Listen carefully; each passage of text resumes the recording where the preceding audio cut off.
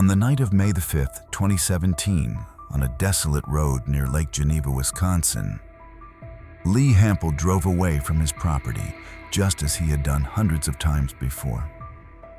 The sky was pitch black, devoid of moonlight, with only his truck's headlights slicing through the darkness. But as he turned onto Bowlers Road, just a few hundred yards from his home, two glowing red eyes suddenly appeared in the gloom, hovering about 3 feet off the ground, staring straight at him. They weren't the eyes of a deer or a coyote, creatures Lee knew well from his years in rural Wisconsin. They glowed with an unnatural radiance, unreflective of his headlights, as if powered by some otherworldly energy. He floored the gas, heart pounding, but before he could get close, the thing vanished down the embankment, moving so fast it seemed to fly rather than run.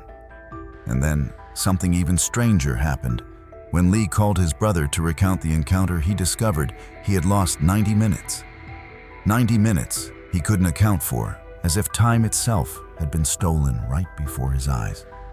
Hey everyone, this is a story about inexplicable shadows, creatures that emerge from the dark, and moments that make you question your own reality. From the remote fields of Wisconsin to the ancient forests of East Yorkshire, England, dozens of people have reported encounters with beings that don't belong to the natural world. Upright werewolves, stick-thin figures, and massive dogs with blazing red eyes. But what's happening in these places? Is it a trick of the mind, supernatural entities, or a deeper secret we're not ready to face? Today we're diving into one of the strangest mysteries out there, starting with Lee Hample's property. An ordinary man now haunted by what he's seen. Lee Hample's land lies on the outskirts of Lake Geneva, Wisconsin, a quiet rural area with sprawling meadows, dirt roads, and patches of woodland. At first glance, it's just a typical plot. A flat field, an old barn, and a few scattered oak trees. But don't let appearances fool you.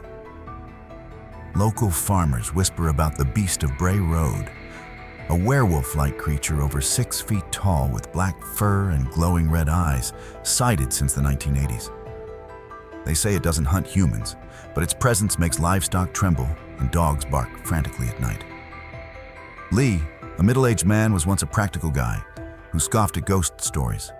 He bought the land to farm, but after that fateful encounter in 2017, he started setting up surveillance cameras, searching for tracks, and even hosting tours to share what he calls paranormal anomalies.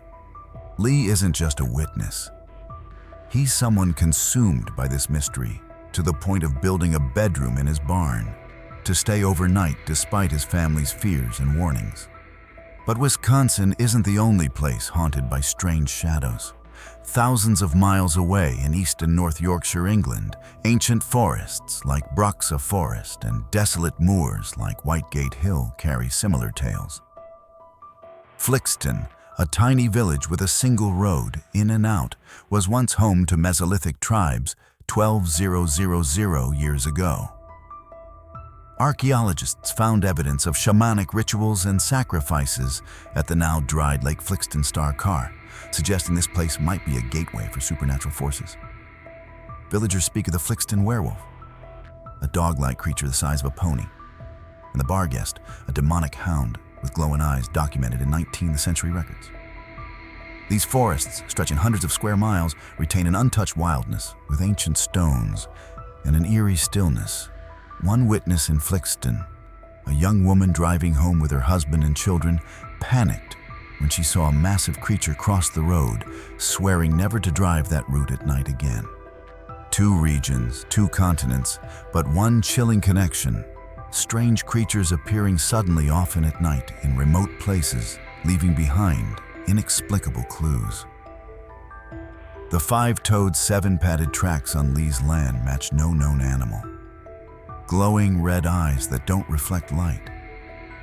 And moments of lost time like Lee's 90 minutes that make you wonder, were they really here or were they pulled into another reality? To understand more, we need to meet those who've tackled this mystery. Linda Godfrey, a researcher with 27 years of experience, has collected hundreds of reports about the Beast of Bray Road and similar creatures. She's a dedicated, cautious woman who doesn't rush to conclusions, but always asks, if it's not a hallucination, then what is it? Paul Sinclair, a filmmaker in England, spent 3 years producing Wolflands, interviewing witnesses and digging into Yorkshire's shamanic history. He believes these phenomena aren't just about creatures, but involve UFOs, strange lights, and a weird silence that envelops everything. Picture yourself as Lee Hample, standing outside your barn on a moonless night. You've just set up signs for a conference, and light spills from the barn, illuminating the door.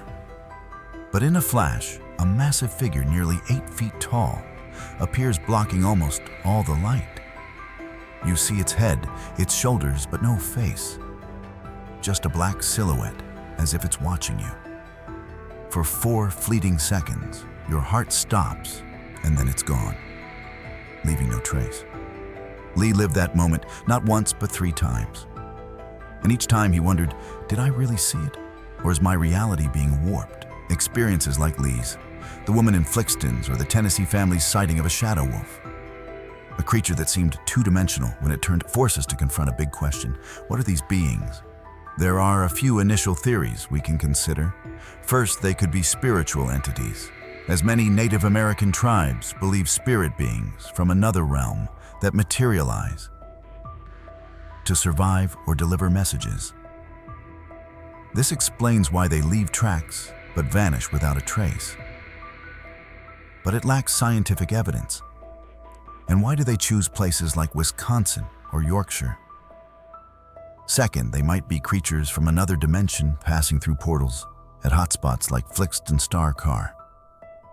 This could account for their unnatural speed and electronic interference, like a visitor's iPhone reporting a car moving 500 feet when it was stationary. But if true, where are these portals and what triggers them? Third, they could be tied to extraterrestrials, as some reports suggest creatures emerging from UFOs. The glowing eyes and lost time like Lee's hint at alien abductions, but Linda Godfrey dismisses this citing a lack of evidence.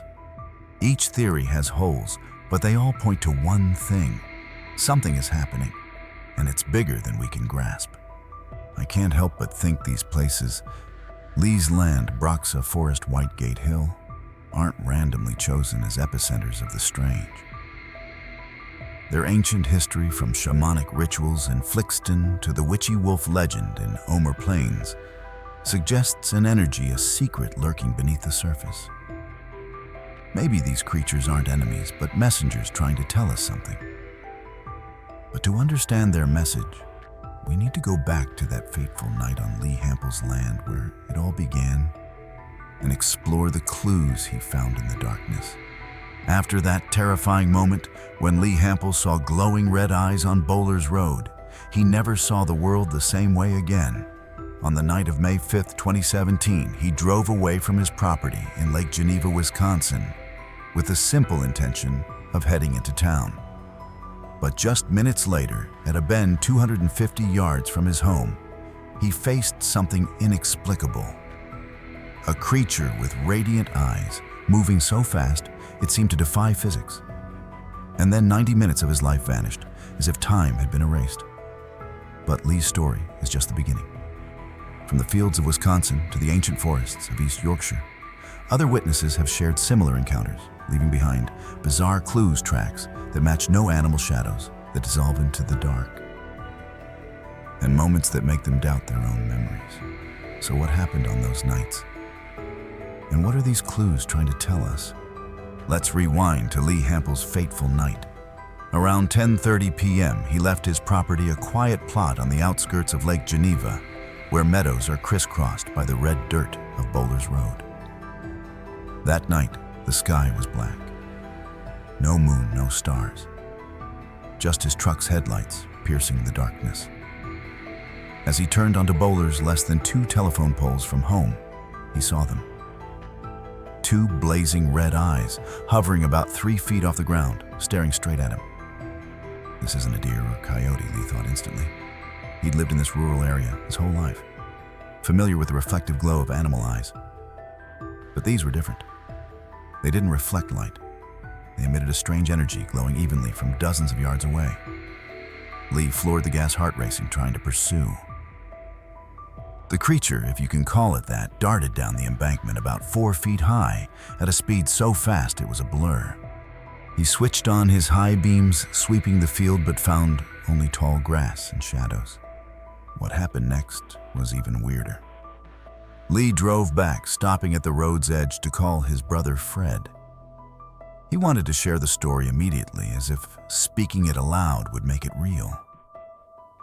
But when Fred answered, he said, "Lee, it's past midnight." Why so late? Lee was stunned. He'd left home at 10:30, driven for less than 15 minutes, so where had the other 90 minutes gone? He remembered nothing. No sense of being pulled away, no odd noises, no trace of that time. Just a cold, empty void in his mind, as if someone had cut out a piece of his life. The next morning, Lee returned to the field with his son, determined to find evidence. At the field's edge, where the creature vanished, they found tracks 5 toes, 7 pads deep and clear, unlike any animal Lee knew.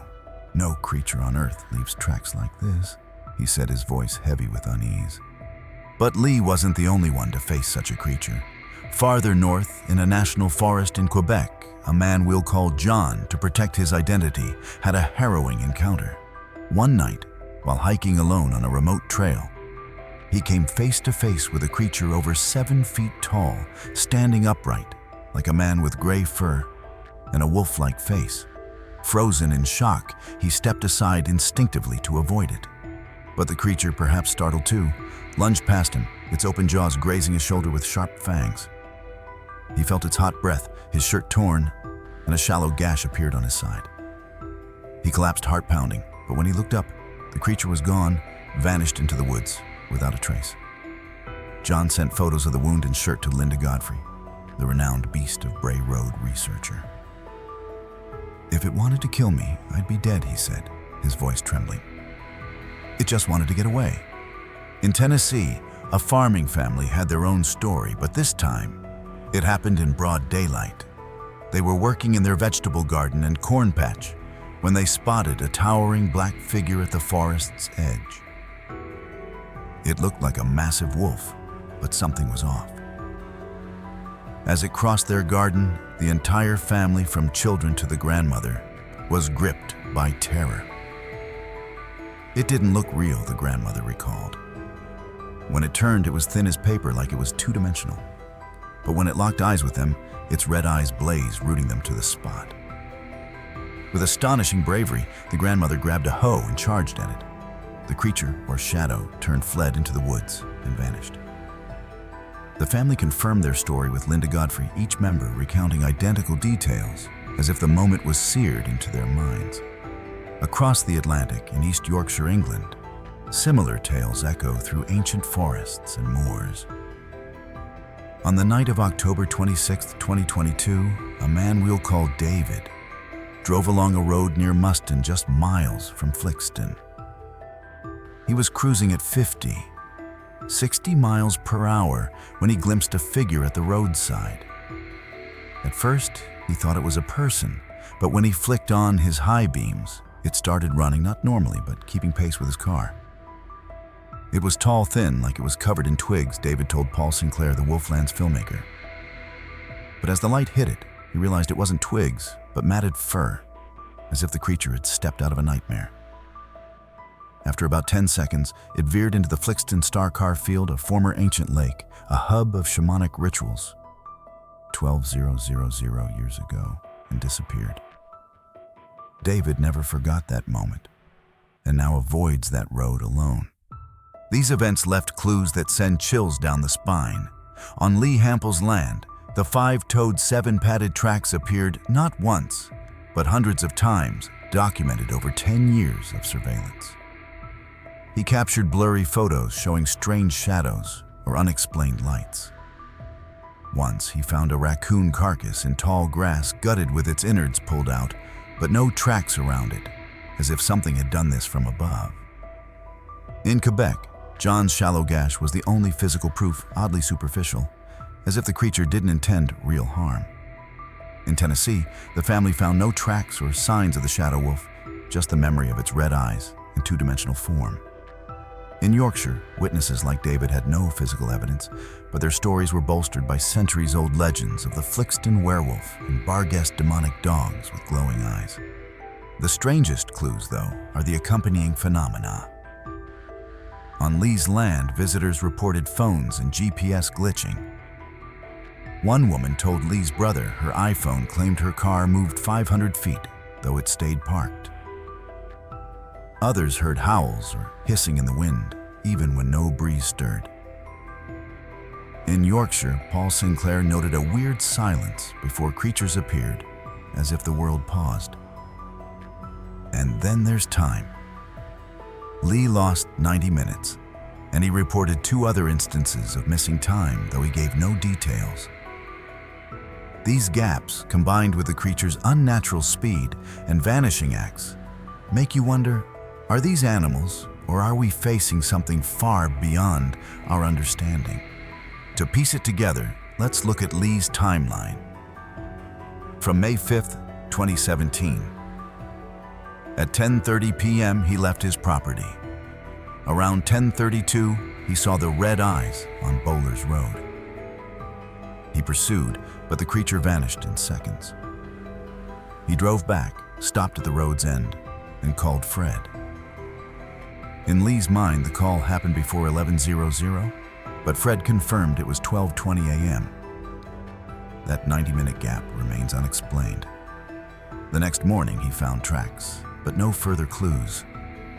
Other events like those in Quebec, Tennessee, or Yorkshire lack precise dates, but occurred at night or dusk in remote places, with eerie settings, dark forests, tall meadows, or unlit country roads. These details paint a chilling picture. Imagine Lee's field at night, grass swaying in the breeze barn light, spilling out only to be blocked by a towering figure. Or the Quebec forest, where rustling leaves fall silent, leaving only the breath of an unseen creature. In Tennessee, daylight doesn't ease the fear as a family faces something that shouldn't exist. And in Yorkshire, a dark road near Flixton where a man drives at 60 miles per hour only to see a creature keep pace, defying all logic. These clues, tracks, gashes, blurry photos, electronic glitches point to a bigger mystery, but they offer no clear answers. I can't help but think these places, Wisconsin, Quebec, Tennessee, Yorkshire, aren't random hotspots for the strange. Maybe they're where the veil between our world and another then's allowing these creatures to cross. Or perhaps, as some Native Americans believe, they're spiritual entities appearing to warn or challenge us. Whatever they are, these clues are just the surface of a deeper enigma. With these strange tracks and glowing eyes, the question remains who or what is behind them. To answer, we need to explore the efforts of Lee Hampel, Linda Godfrey, and Paul Sinclair in their haunting quest for truth. With strange tracks, glowing eyes, and stolen time, the mystery of these creatures in Wisconsin, Quebec, Tennessee, and East Yorkshire isn't just campfire lore. They're real experiences etched into the minds of people like Lee Hampel, the man in Quebec, the Tennessee family, and David in Yorkshire. But who or what is behind these phenomena? For over 2 decades, a few determined individuals have sought answers, from setting up cameras in the dead of night to poring over centuries-old texts. Linda Godfrey, Lee Hampel, and Paul Sinclair, each with their own approach, have tried to unravel the enigma, but they've faced insurmountable barriers, a lack of concrete evidence, societal skepticism, and an eerie silence from the very places these creatures appear. In this part, we'll dive into their efforts, what they uncovered, and 5 theories that might explain what's happening, from spiritual entities to other dimensions, or even an elaborate hoax. Let's start with Linda Godfrey, a journalist and researcher who spent 27 years collecting reports about the Beast of Bray Road and similar creatures across North America. Linda isn't one to buy into supernatural tales easily. She approaches everything with a journalist's skepticism, demanding specific details, physical evidence, or at least a consistent story from witnesses. Among the hundreds of reports she's received, she's examined tracks photos and even wounds like the gash on the man in Quebec, attacked by a wolf-like creature on a forest trail. She interviewed the Tennessee family who saw the shadow wolf in their garden, confirming their accounts from the youngest child to the grandmother matched perfectly. Linda also got reports from Chicago where dozens claim to see a giant bat-like creature likened to Mothman, but here she's more cautious. She suspects these might be performance art, possibly by an Art Institute professor who once created mechanical bats with flapping wings and fake sonar. She contacted him but got no reply, leaving this theory unconfirmed. What sets Linda apart is her patience and empathy with witnesses. In 27 years, she's only documented one injury, the Quebec case, leading her to believe that whatever these creatures are, they're not necessarily hostile. She once said, "Most people who see them aren't looking for them. They're ordinary folks caught off guard in unexpected moments." But her work has major limitations. No authorities have officially investigated these reports, leaving her to rely on testimonies, a few blurry photos and tracks. These clues, while compelling, aren't enough to sway scientists or skeptics. Worse, many witnesses refuse to go public, fearing ridicule, forcing Linda to work with fragmented pieces of an incomplete puzzle. In Wisconsin, Lee Hampel became an investigator himself, though he never planned to. After his encounter on May 5, 2017, seeing glowing eyes and losing 90 unexplainable minutes, Lee became obsessed with his land. He installed 20 to 30 surveillance cameras over 10 years, from basic models to advanced infrared ones. What he captured wasn't clear footage of a creature, but blurry images, tall shadows, odd lights, and sometimes inexplicable sounds like howls or hissing even without wind. Lee also found hundreds of 5-toed, 7-padded tracks, a unique pattern he insists matches no known animal. I've asked zoologists, hunters, and no one knows what these are, he told tour visitors. Lee didn't stop there. He began hosting paid tours on his land, sharing photos, tracks, and his story. Some call him an attention seeker, but those who've met him, like radio host Connie Willis, describe him as sincere, caught in a mystery bigger than himself. He doesn't want fame, Connie said. He wants answers. But Lee's efforts hit roadblocks. No police or scientists took interest in his land. Blurry photos weren't convincing, and tracks, though odd, could be dismissed as fakes. Plus, Lee faced personal fears. He fell gravely ill after the 2017 time loss, and his family brother, Fred's son and wife, worried he was risking too much by staying overnight on the property. Across the ocean in East Yorkshire, England, Paul Sinclair took a multi-dimensional approach. As an author and filmmaker, he spent 3 years producing Wolflands, a documentary capturing reports of creatures like the Flixton werewolf and Twigman. He interviewed witnesses like the Flixton woman who saw a giant creature cross the road, or David who saw the Twigman match his car's speed in 2022. Paul also delved into history, consulting 19th century texts about the Barghest, a demonic dog with red eyes, and archaeological studies of shamanic rituals at Flixton Star Car. He worked with historians like Alistair Lavers and archaeologist Mark Ollie, who confirmed the area's ancient role in magic and sacrifice 12,000 years ago. Paul isn't just hunting creatures. He believes these phenomena tie to UFOs' strange lights and a lower silence he calls an eerie calm before creatures appear. But Paul faces challenges like Linda and Lee. Many witnesses refuse to appear on camera, fearing they'll be labeled crazy. His reports, though gripping, lack concrete physical evidence beyond testimonies and faint tracks. Linking phenomena to UFOs and ancient rituals has drawn skepticism from some researchers who say he's stretching too far. Still, Paul stands firm. He told George Norrie on Coast to Coast, "These witnesses are the heart of the story. They're not lying. They've seen something beyond our comprehension."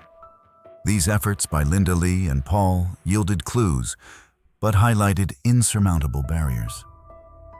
No official investigations by police or scientists. Physical evidence like tracks or photos isn't enough to shift public perception. And societal bias that these storytellers are fame seekers or delusional silences many witnesses. But what they've found raises a question. If these aren't hallucinations, what are they? To answer, let's explore 5 plausible theories, each offering a different lens on the mystery. Theory 1. Spiritual entities. Many Native American tribes believe these creatures are spirit beings, spiritual entities that materialize to feed, reproduce, or deliver messages.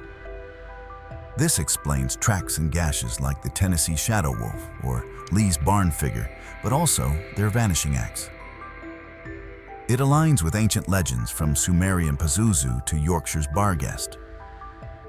But it lacks scientific backing. Why these specific locations and what's their purpose? Linda, open to this, remains cautious. "I don't think they're demonic, but they might be something we don't yet understand." Theory 2. Interdimensional beings. Some, including Linda, suggest these creatures come from another dimension, passing through portals at hotspots like Flixton's Star Car or Lee's Land. This accounts for unnatural speed, like the Twigman matching a 60 mph car, and electronic glitches like the GPS error on Lee's property.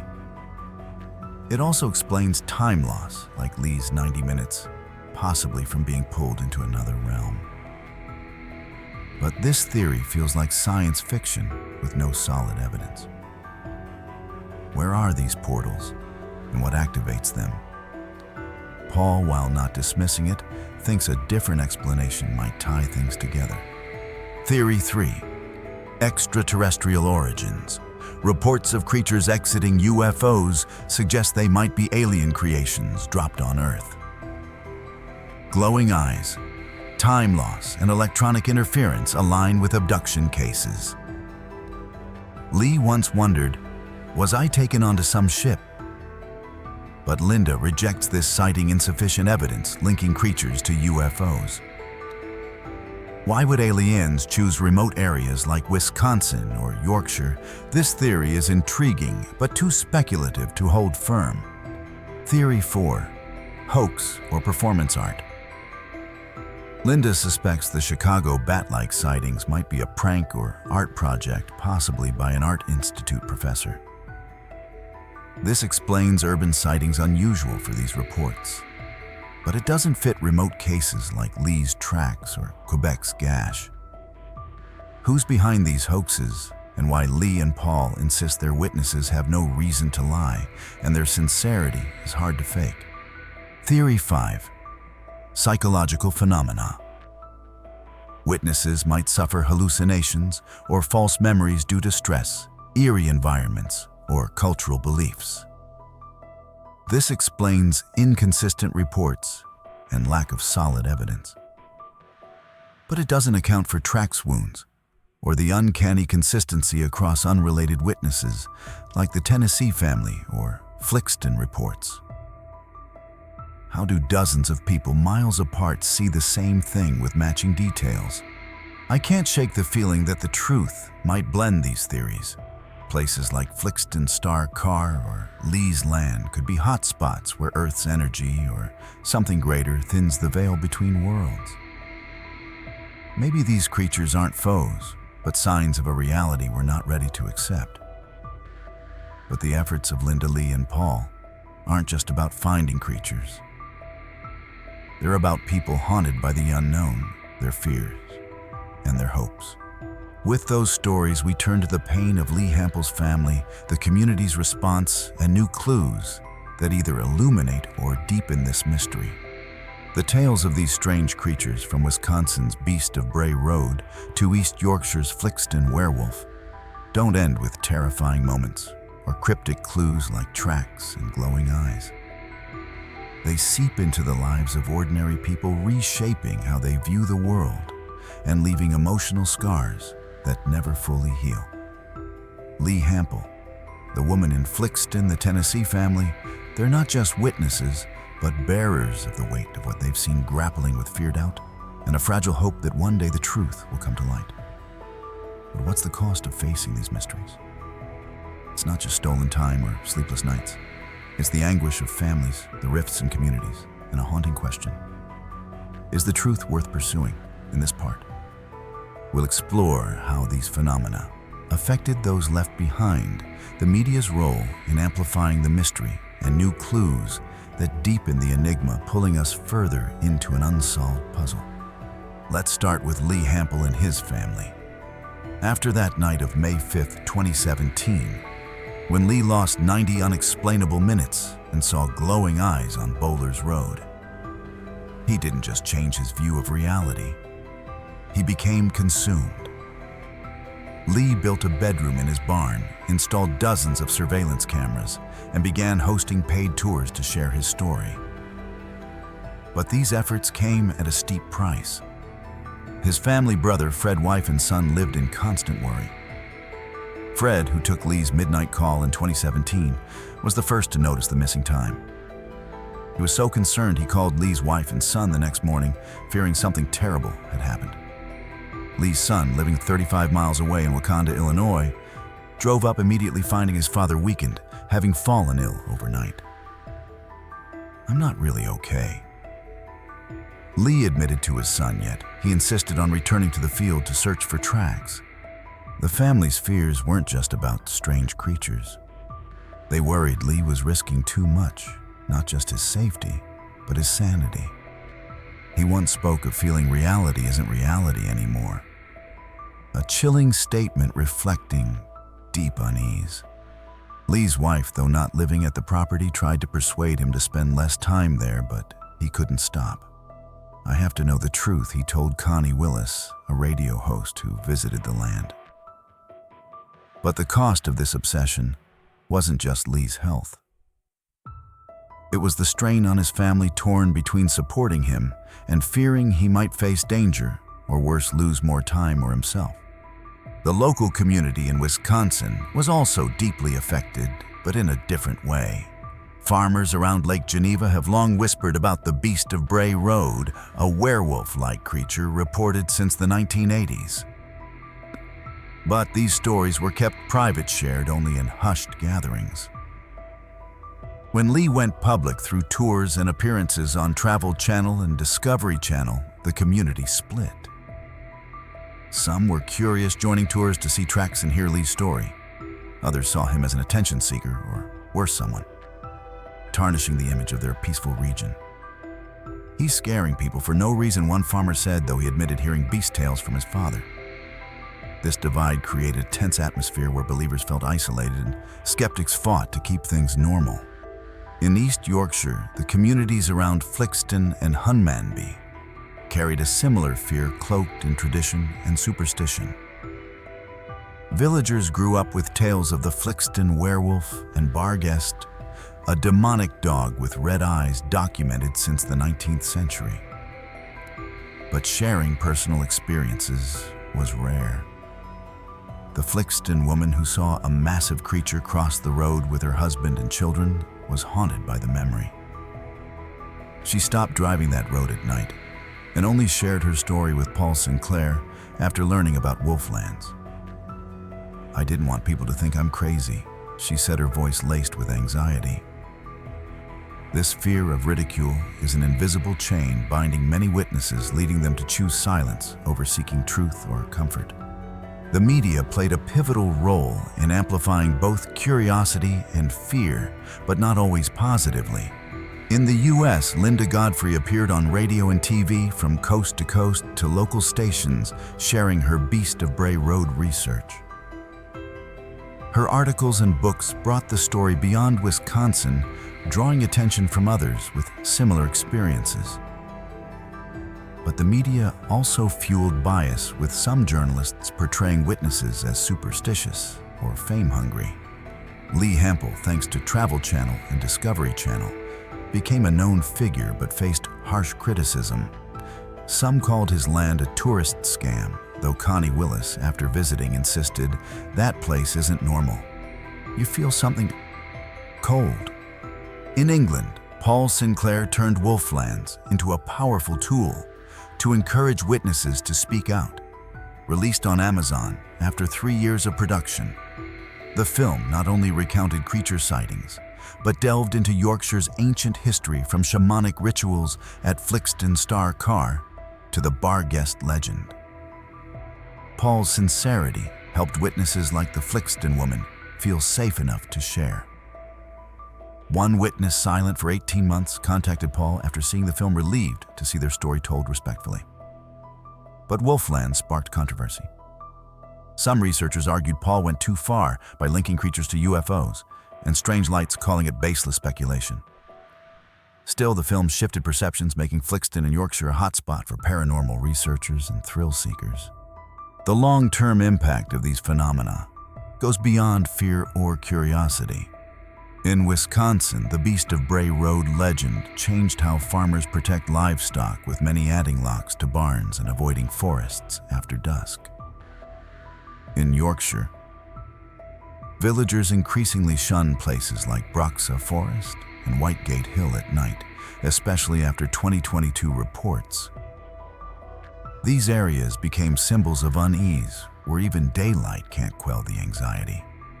On a broader scale, these stories sparked a dialogue about the unknown, prompting Americans and Brits to ask, is there something out there we don't understand?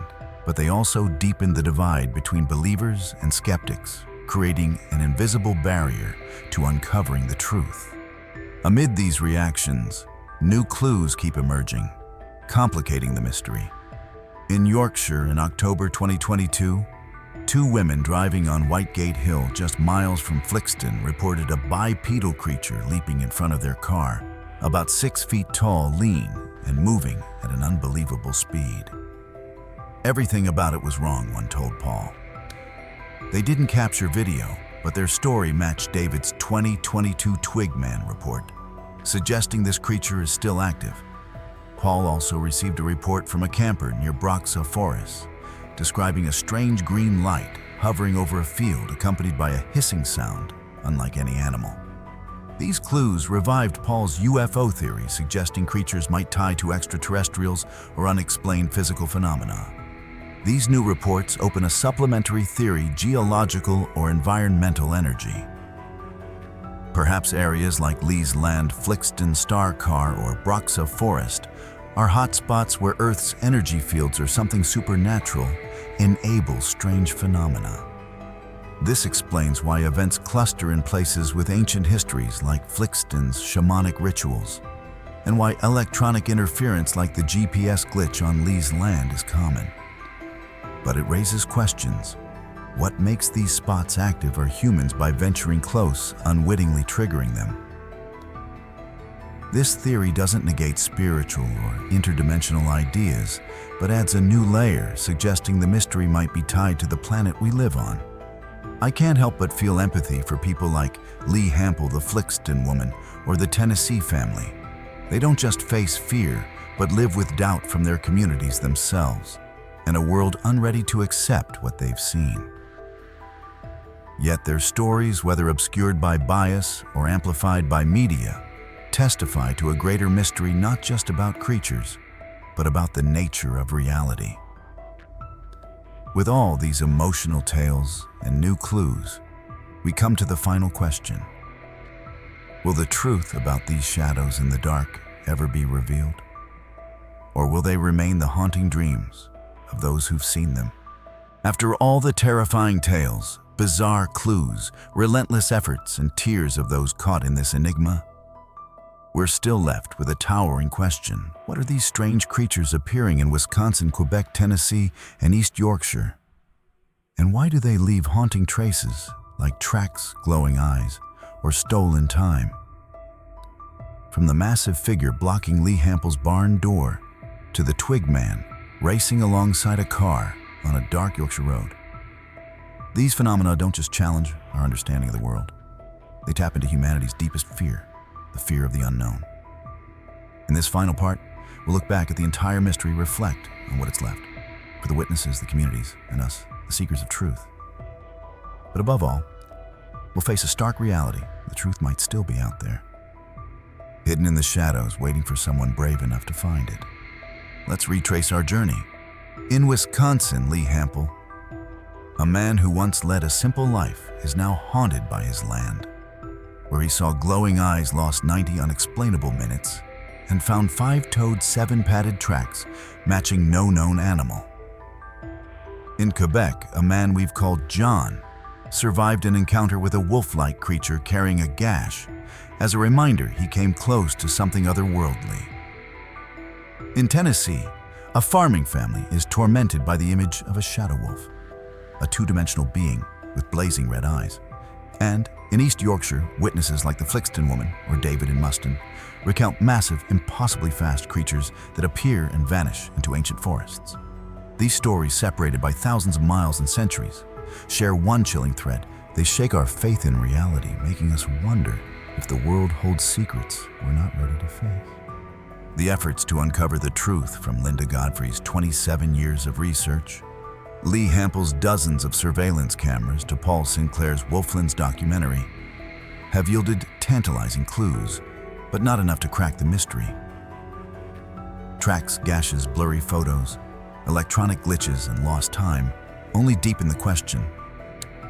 Are these creatures spiritual entities, beings from another dimension, alien creations, or mere hoaxes or hallucinations? Each theory has its allure, but is riddled with gaps. The spiritual theory fits ancient legends from Sumerian Pazuzu to Yorkshire's Barghast, but lacks scientific proof. The interdimensional theory explains unnatural speed and GPS errors, but sounds like science fiction. The extraterrestrial theory hints at abductions, but is dismissed by Linda for lack of clear links. The hoax theory, like Linda's Chicago suspicions, doesn't cover remote cases. And the psychological theory, though plausible for skeptics, can't explain the uncanny consistency across unrelated witnesses.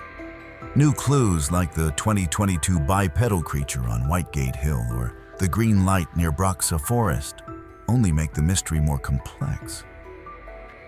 The geological energy theory that places like Flixton Star, Carr, or Lee's Land are hotspots where the veil between worlds thins offers a fresh angle but raises more questions than answers.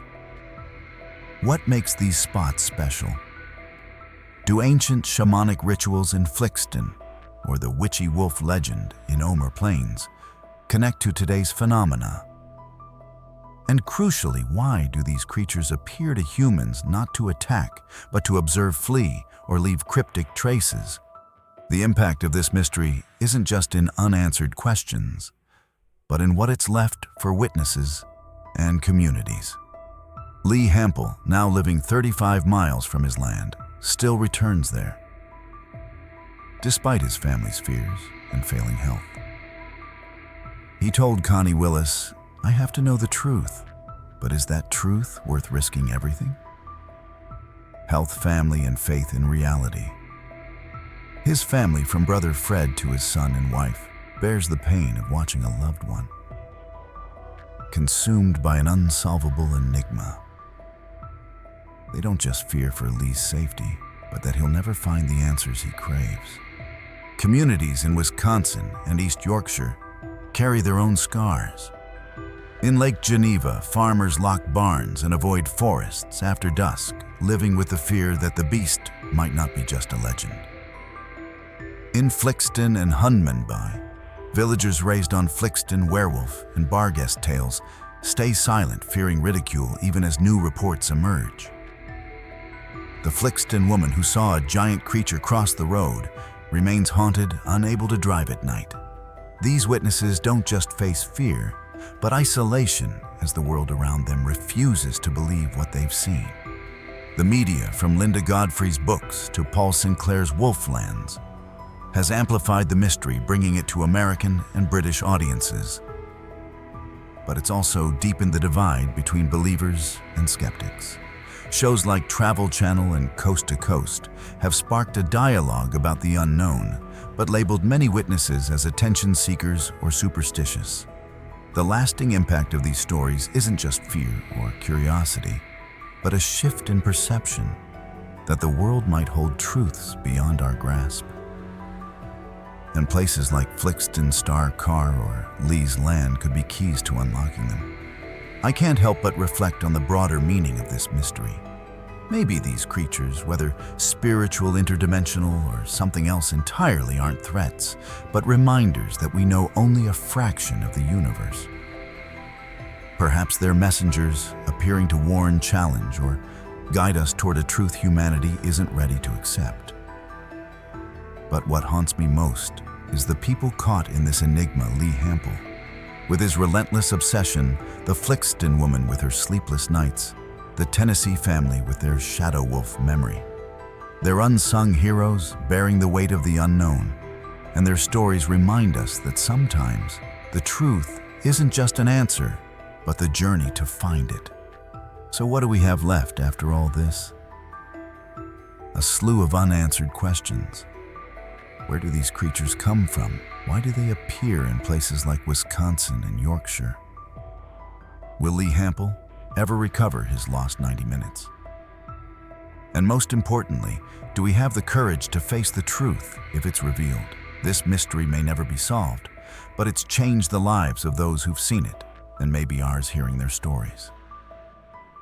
I believe the truth is still out there. Perhaps in Lee's wild meadows, Brox's ancient woods, or Flixton Star Car's shamanic rituals. But finding it needs people like you ready to ask questions and share thoughts. What do you think about this mystery? Are these creatures spiritual entities, beings from another dimension, or just figments of imagination? Are Lee's Land and Flixton supernatural hotspots, or is there a simpler explanation we've missed? Drop your thoughts in the comments. I'd love to hear what you think. And if you have your own story about strange phenomena, don't hesitate to share. Maybe together we can get closer to the truth. Thanks for joining this journey. And remember, next time you drive down a dark road, keep an eye out for those glowing red eyes in the shadows. The truth might be waiting for someone brave enough to find it.